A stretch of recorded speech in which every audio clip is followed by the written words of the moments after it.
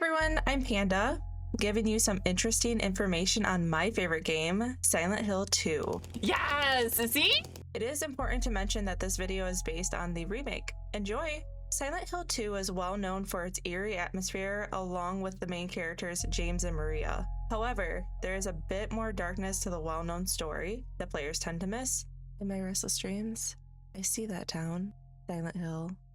Silent Hill has a lot of speculation around what the town actually is. The town is rumored to be a popular cult spot for rituals or just a location full of high spiritual energy. Nevertheless, whoever enters the town experiences a real nightmare tailored to their own memories. James receives a letter from his late wife, Mary, believing that she is somewhere in the town waiting for him. The hell that James endures while searching for his wife is one that he wouldn't be able to explain. Somewhere between fighting off lying figures, mannequin legs, and the bubblehead nurses, he encounters Maria. Maria almost looks exactly like his late wife, but with more flair and desire. One major difference being that Maria's occupation is a dancer at the iconic Heaven's Night. As much as James wants Maria to be his Mary, she is clearly not. As James ponders his arrival in Silent Hill, he stumbles across Angela Roscoe, who is in a graveyard. The first interaction with Angela seems awkward, as she is just as lost as James. She gives a warning about Silent Hill. I think you should stay away. This town, there's something wrong with it? But James tells her that he does not care if it is dangerous. He is looking for someone very important to him. Angela reveals that she is looking for her mama, but then corrects it to mother very sternly. She also remembers her father and brother may be around in this moment, but looks briefly confused. James leaves Angela in the graveyard to continue into Silent Hill, not knowing that he will soon uncover her dark story. Angela Roscoe is a 19-year-old teenager who appears older than she is. It is implied that she grew up in a toxic home with a father who was a drunk and full of abuse, along with a brother who contributed to the abuse. It is also unknown if her mother is alive or not during the events of the game, but throughout the story, you can find that her mother did leave the family as an escape. This comes more to life when James finds Angela with a knife on the floor of an apartment. He tries to reassure her as she states that it is easier to run from all her problems. When James becomes curious about her mother, he is greeted with an extreme reaction from Angela. So all you know is that she lived in this town? What did you say? How did you know that? Well, I just figured because this is where you're looking for her. How else would I know? Yeah.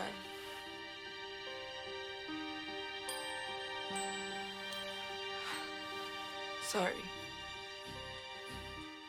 This leads into James showing a picture of Mary and explaining that Mary died 3 years ago, but he is in Silent Hill searching for her. This scares Angela back into searching for her mother. Before she hands James the knife, she points it at him, scared. No! I'm sorry! I've been bad! Please don't!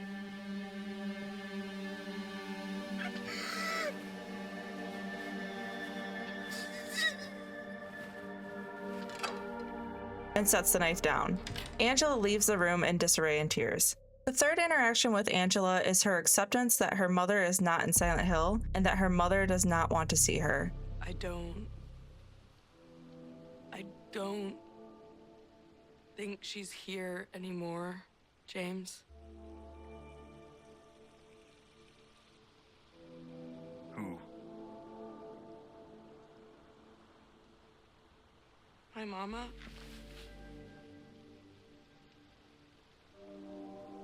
She doesn't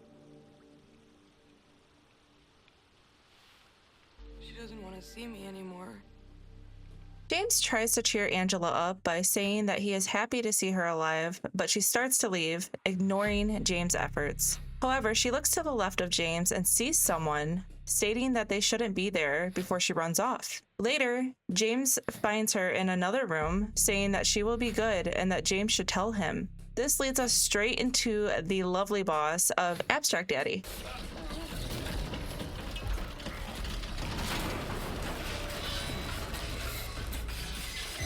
The appearance of this monster is not what has been encountered so far in the game. It appears to have a metal frame to ram the player with and two heads, one above and one laying on the metal frame. The arms and legs it uses to fight is beneath that frame. This is not an easy fight as it smashes through walls, making distance between the boss and James difficult to do. During the fight, the player hears recordings of what Angela's father, Thomas, would say to her, none of which sound pleasant, by the way. There is a closet that Angela goes through with pictures around the outside and the inside, signifying that this was her safe space. There's a newspaper article about multiple stab wounds in the neck and left side of Thomas Orozco. It is stated that the murder was not a robbery, as the cash in the room was untouched, and police deem it as a crime of passion. Who else would be so enticed to off Thomas in such a way other than Angela Orozco herself? The iconic scene of Angela on a burning staircase leads to the realization that neither James or Angela will find what they are looking for in Silent Hill. In a way, saving Angela felt like redemption for James, but saving her was never going to happen. It's hot as hell in here.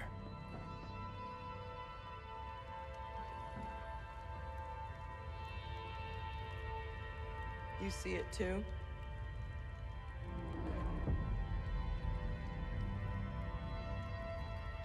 For me, it's always like this. Angela seems to have gone through various stages of grief. Searching for her mother after what she's done may have gave her comfort, but does not change everything she has done and gone through.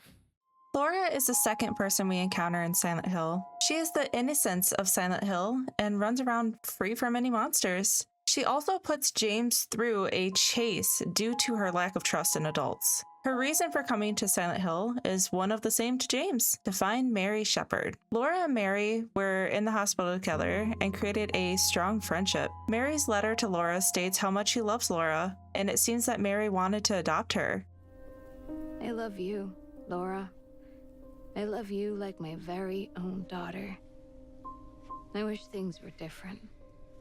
I wish we could be happy together, like we talked about. We then discover the age of Laura with Mary's final statement of, Happy 8th birthday, Laura. Your friend, Mary. How old are you? I turned 8 last week. That means Mary couldn't have died 3 years ago. Due to Laura not encountering any monsters, Laura does lead James into a boss fight with a monster called Fleshlip without knowing.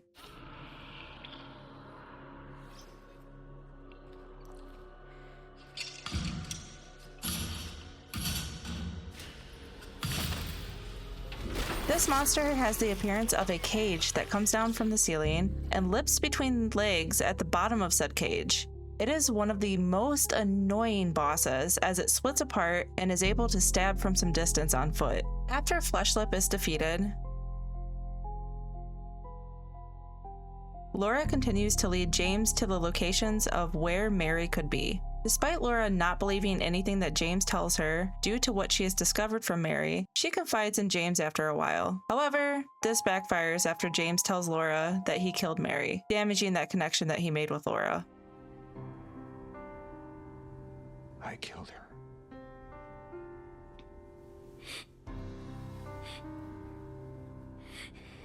Killer? Why'd you do it? I hate you! I want her back. Give her back to me. I knew it. You didn't care about her. I hate you, James! I hate you! I hate you! I hate you!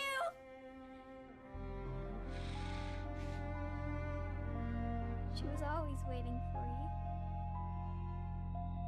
A small notable event is that Laura may have traveled with Eddie to Silent Hill, as she reveals that Eddie had the cops after him and needed an escape in Pete's Bowl-O-Rama. In our first encounter, James startles Eddie Dombrowski hovering over a toilet after seeing a dead man in the fridge in the apartments. Hey, who's there? It wasn't me. I didn't do it.